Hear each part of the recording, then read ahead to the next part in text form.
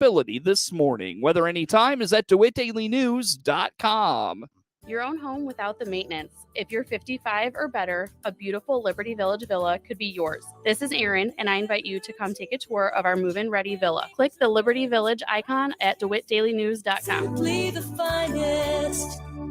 DeWittDailyNews.com is the area's leading local news source 24 hours a day, 7 days a week. Get the latest local news, obituaries, police blotter, weather forecast, and more with no paywall. Head to DeWittDailyNews.com to get the local information you need to know.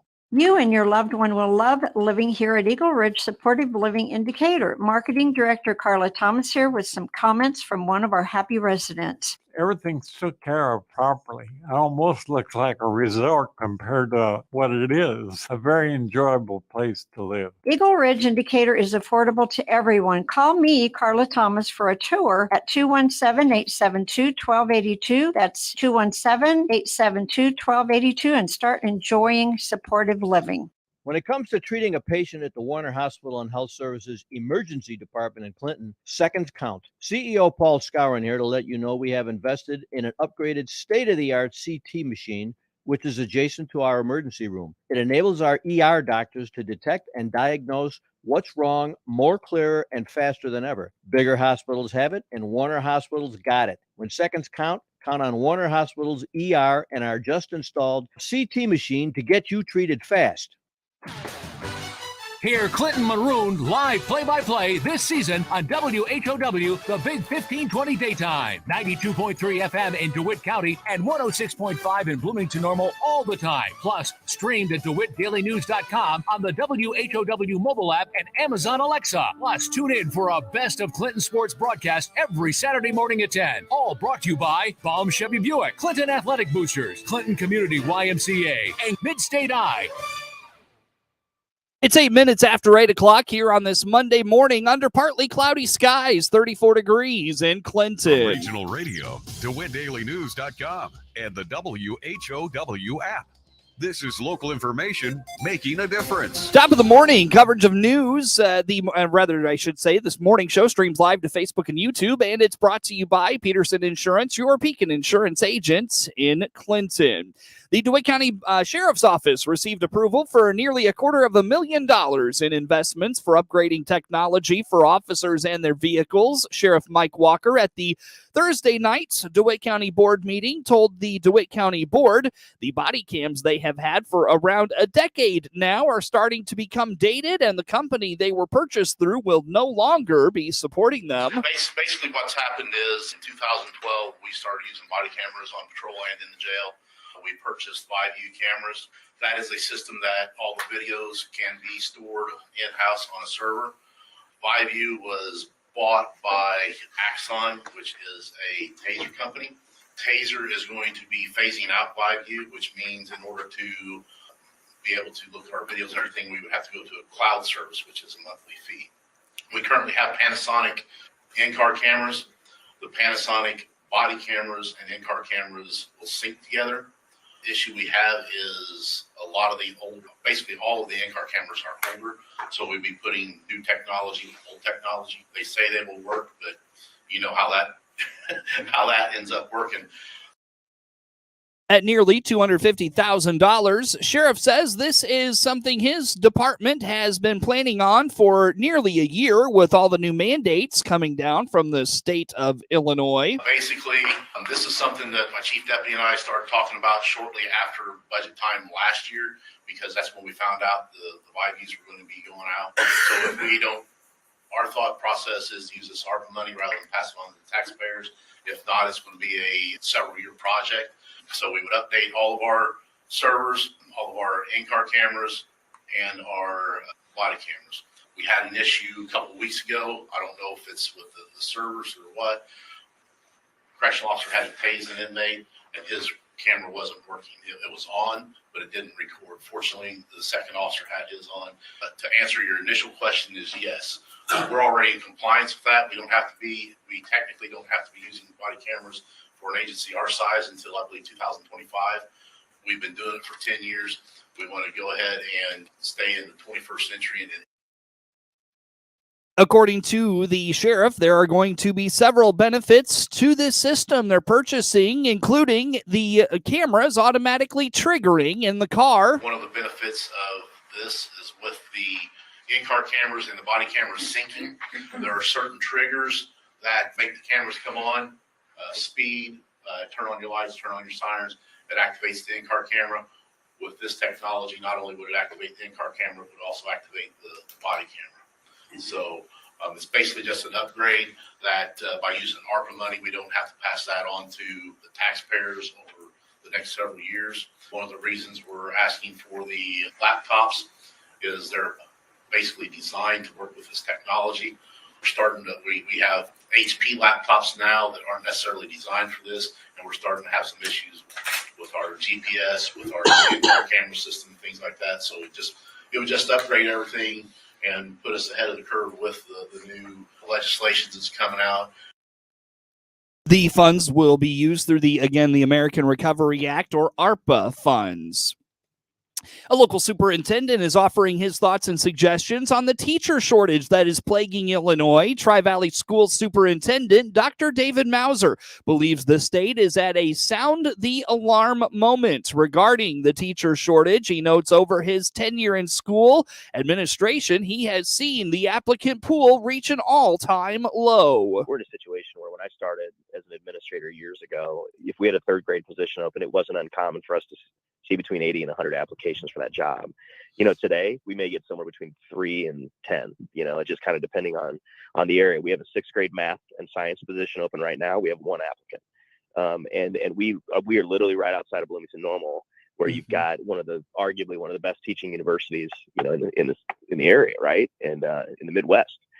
And so this is a challenge. And so for all districts that are posting positions, the candidate pool is just, there's just not a lot of teachers out there, not a lot of young people looking to get into the profession.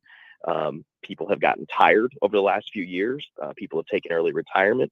People are, so it's tough. It really is. And so, we talk about the factors that go into that. I think the last couple of years have been really challenging for educators. I think the charged up political nature of the situations that we're all in have not been helpful to teachers. Obviously, that's part of it. I think the teacher prep programs and what they have to do to be able to get certified in various areas, that's something that needs to change to make it more flexible so that people can get into the profession. But we're definitely seeing it right now. It's real.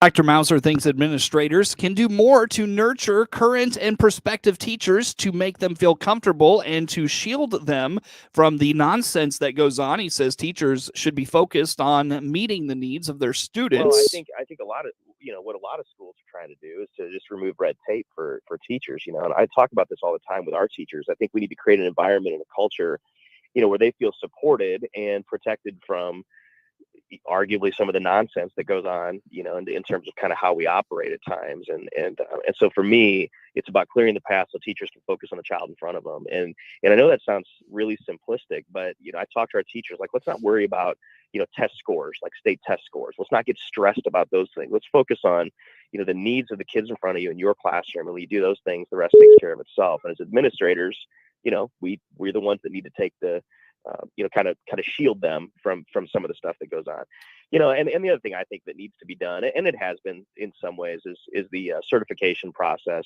The state is starting to loosen up a little bit to allow, teachers to be certified in various areas, to be able to teach. And, that's part of it. I mean, it's silly that a teacher can teach 6th grade, but not 8th grade, as an example, and those are the kind of the things that need to be changed and made a little bit easier depending on content area. Dr. Mauser would like to see the politically charged nature eliminated so schools can provide students with a well-rounded education. It's 8:15 on this Monday morning under partly cloudy skies. It's 34 degrees. Feels like 25 outside. We'll see increasing clouds today. Temperatures in the lower 50s with the south-southwest wind at 15 to 25 miles per hour on this Monday. Get the latest in local news anytime from your computer or mobile device at DeWittDailyNews.com. A look at sports is on the way on the morning show. Kreckles West in Decatur and Kreckles in Mount Zion remind listeners it's easy to take our lives for granted. Simple pleasures like a good book, a bit of music, or even a pair of warm socks can bring great comfort to our soldiers overseas. Call your local veterans organization or search online for information on how you can help. This message is from Creckles West in Decatur and Creckles in Mount Zion. A Central Illinois tradition since 1949. Enjoy great food without a long wait. Visit CrecklesWest.com.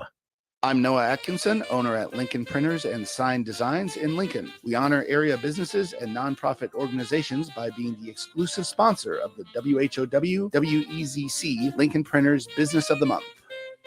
The Clinton Area Chamber of Commerce and Tourism Bureau has been the gateway for Clinton for decades. As a strong advocate for local business and tourism, the office promotes Clinton's chamber members, hotels and motels, as well as hosting a number of yearly events to attract people to the Christian County seat.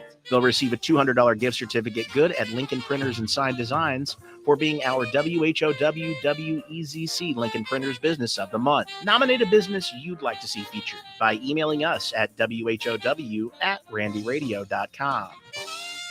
Lincoln Printers and Sign Designs congratulates this local business for being part of our business community. And don't forget, when you need envelopes, wedding invitations, signs, banners, vinyl wraps, and more, find us online at lincolnprintersinc.com. Time now for a look at sports. I'm Seth Lawrence with this report. Kofi Coburn scored 27 points. Alfonso Plummer had 26. And number 15, Illinois beat Michigan 93-85 on Sunday. Plummer had 23 points at the break after making 7 of 11 shots and went 5 of 8 from 3. He also went 4 of 6 at the foul line. The Fighting Illini, who moved to 20-8 overall and 13-5 in the Big Ten, led by 8 at halftime, and were ahead by 15 midway through the second half before the Wolverines rallied to give themselves a shot at a comeback win. Caleb Houston's three-pointer with 2:03 to play pulled Michigan within 2 points. Coburn quickly responded with a jump hook. Trent Frazier made a 3 with 45 seconds left just before the shot clock expired for a 7-point lead. The win put Illini within a game of the Big Ten leading and 13th ranked Wisconsin Badgers. Michigan was without suspended coach Juwan Howard, who missed the second of 5 games for hitting a Wisconsin assistant coach a week ago. Phil Martelli again filled in for Howard. Frazier finished with 17 points, while Andre Curbelo scored 12 for Illinois. Devontae Jones had a season-high 25 points and matched a career best with 10 assists for the Wolverines. Houston finished with 21, matching a season-high he set in his previous game. Hunter Dickinson had 13 points on 4 of 13 shooting with 11 rebounds, playing in a matchup that he missed last month with the effects of COVID, as Illinois won 68-53 at home. After losing 3 of the previous 5, the Illini have put together a strong performance on the road to stay in the Big Ten championship race. Illinois made 71% of its first half shots, finishing at 57% shooting, while Michigan connected on 51% of its attempts. The Illini finished the regular season at home against Penn State on Thursday and at number 25 Iowa on Sunday. Illinois dropped its first game of the day at the Springs Brook Stadium to Middle Tennessee State Saturday, 17-10. The two teams combined for 26 hits, 27 runs, as 10 combined pitchers were used over the course of the 9-inning game. Sophomore Danny Dullygale was once again impressive at the plate, picking up his 3rd consecutive multi-hit game with a 2-for-3 performance. He doubled in his 3rd straight game while scoring a pair of runs against the Blue Raiders. Junior Brayden Comia tallied his 2nd consecutive multi-hit game as well, finishing 3 for 4 with 2 RBIs and 2 doubles. Freshman Ryan Mormon was the 3rd Illini to record 2 hits on the afternoon. The 2 and 3 Illini loaded the bases in 2 of the first 3 innings, but could only plate 2 runs. Middle Tennessee would score 6 runs in 2 innings, holding a 6-4 advantage until the top half of the 7th, when a 2-out rally for the Illini sparked a 3-run inning to retake the lead. The Blue Raiders took the lead back with an 11-run 7th inning, as the Illini went through 4 pitchers to record the 3 outs Illinois would tack on 3 more in the bottom half of the 9th. Illinois then dropped the third and final game of the weekend at Coastal Carolina Saturday night, 6-2. Jacob Campbell extended his hitting streak to 6 games, finishing 2 for 4. Comia, Cam McDonald, and Taylor Jackson also picked up hits in the loss to the Cantaliers. Comia launched his first homer of the season, a solo shot to right in the 6th. The Illini jumped ahead in the first inning, but gave the lead back to Coastal in the 3rd. The Chanticleers added another 4 runs, while Illinois tacked on just 1 in the remaining 8 innings. Jack Winninger went 4 innings of relief, giving up a run on 2 hits, so striking out 5 of the 15 batters he faced. Illinois is back on the road next weekend at Cambria College Classic at U.S. Bank Stadium in Minneapolis. The Illini take on Notre Dame Friday, West Virginia Saturday, 1 more with Kansas on Sunday. Kansas beat Illinois 2 out of 3 to open the season last weekend. The Illinois State baseball team posted their first sweep since 2019 as the Redbirds beat Western Carolina 9-5 from Hennon Stadium on Sunday. 8 players had hits for the 4-2 Redbirds, led by junior Jake McCaw, who smacked a home run for the 3rd straight game, the first Redbird to do that since Colin Braithwaite in 2018. He added 2 RBIs, 3 runs scored, was hit by a pitch, walked, and stole a base. Sophomore Ryan Cermak homered with 2 RBIs and a run scored.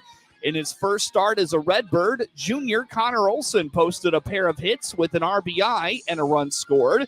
Derek Saleta recorded the win. He struck out a career-high 7. Junior Jared Hart impressed out of the bullpen once again. He threw 2 scoreless innings, fanning 2, and has multiple strikeouts in all 4 of his appearances this season. McCaw blasted the first pitch of the 2nd inning over the right center field wall to start the game scoring.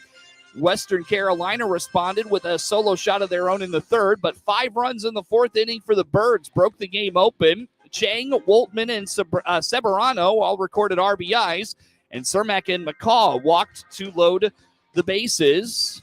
This weekend sweep, again, was the first of 3 or more games since April 2019 at Southern Illinois. ISU is 4-2 on the season and are scheduled to travel to Arkansas State next weekend.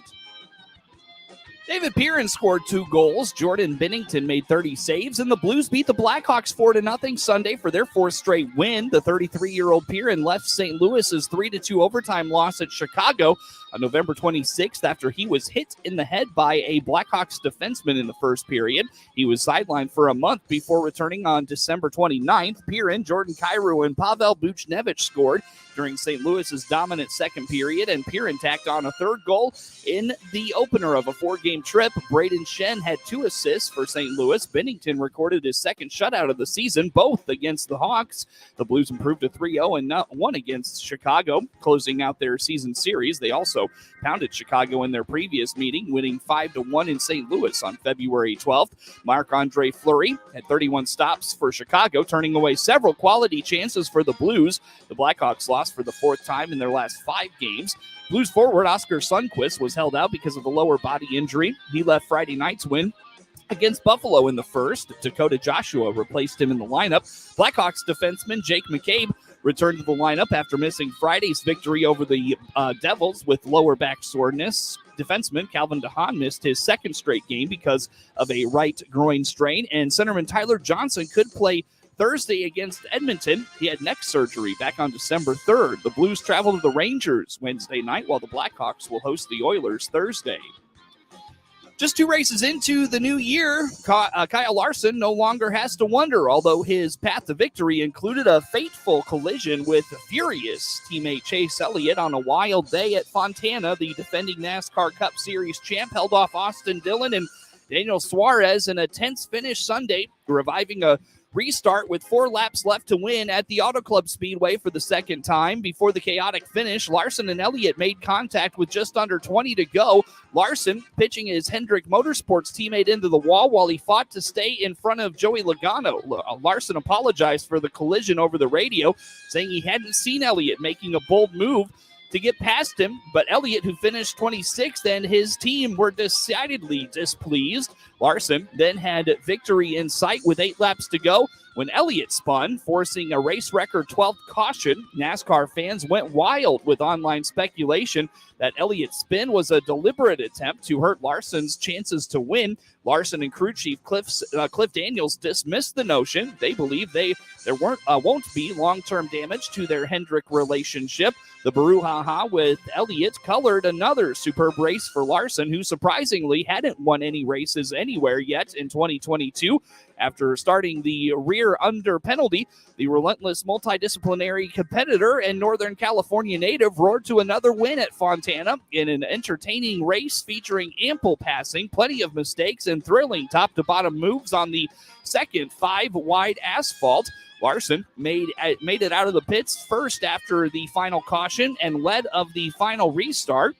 He was neck and neck with Suarez, who briefly got in front with 2 laps before Dillon got into the draft to take his own shot at the leader. Larson hung on through it all and raced to his 17th career victory, the 11th in his year plus at Hendrick Motorsports Chevrolet. But he only added another famed surfboard trophy to his 2017 award after clinging to the lead through an exciting finish in the first race for NASCAR's next-gen car on an intermediate track. Dillon came in second. Suarez slipped to fourth behind Eric Jones as Chevrolets took the top 4 spots. Logano was fifth, while Daytona 500 champ and Fontana pole sitter Austin Cindric finished 16th.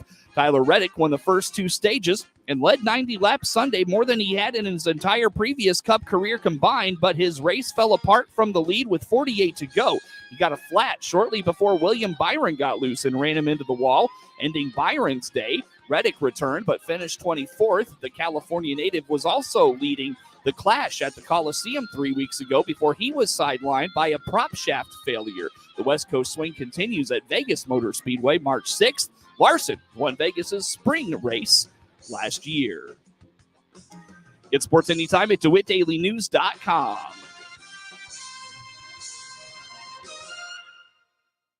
MR Systems Wireless has an immediate opening. They're looking for a full-time internet installer to perform the initial setup of wireless internet and voice-over IP services, as well as troubleshoot and repair wireless and phone services for customers. You'll be responsible for the basic installation and maintenance of wireless equipment. No experience necessary. Includes health benefits, mileage reimbursed. Starting pay is $15 an hour. Find out more and apply by going to mrsystemswireless.com, then clicking About, then Employment. Equal opportunity employer.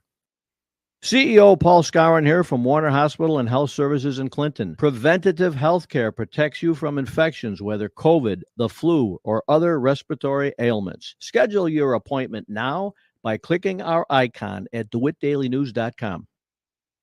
When it comes to fire and water restoration, ServPro of Piatt, DeWitt counties can make your emergency or disaster like it never even happened. Find out all the services they provide by clicking their icon at DeWittDailyNews.com. Dunker Electric Supply and Lighting Center in Decatur reminds you that no matter what's happening around the globe, the men and women of the U.S. Armed Forces serve and sacrifice. They even put their lives on the line for us. Please take a moment to say thank you to a veteran and consider supporting those serving overseas by sending a care package. This message is from Dunker Electric Supply and Lighting Center in Decatur. Visit online